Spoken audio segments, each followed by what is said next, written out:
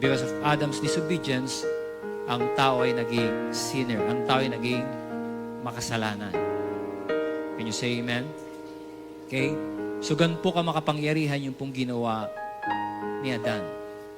Well, kung makapangyarihan po yung ginawa ni Adan, if we cannot reverse what Adam has done, if we cannot reverse the effects, the result of Adam's disobedience, how much more powerful yung ginawa ng ating Panginoon dun sa krus ng Kalbaryo.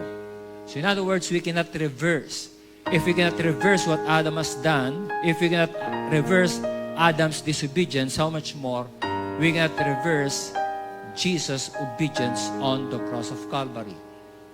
Dahil sa ginawa ni Adan, na pagkakasala, dahil sa kanyang disobedience, tayo naging makasalanan. So dahil naman sa obedience ng ating Panginoon, sabihin natin, disobedience.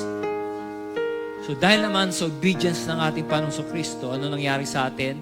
Na sumampalataya sa ating Panginoon, tayo po ay naging, well, of course, we need to believe. When we believe, tayo po ay naging righteous sa harapan ng Panginoon. So in other words, we cannot reverse it. Amen? Di natin kayang i-reverse. Kung yung ginawa ni Adan powerful, di natin kayang i-reverse ng ating mabubuting gawa.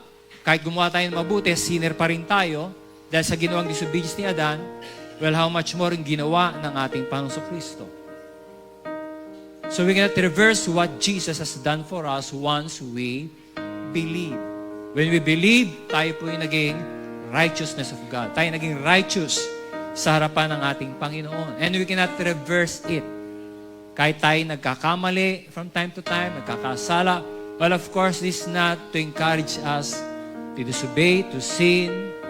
Amen? But the truth is, kahit nagkamali tayo, nagkasala tayo, hindi tayo magiging unrighteous, hindi tayo magiging sinner na kinakailangan na namang ma-born again and again. Amen?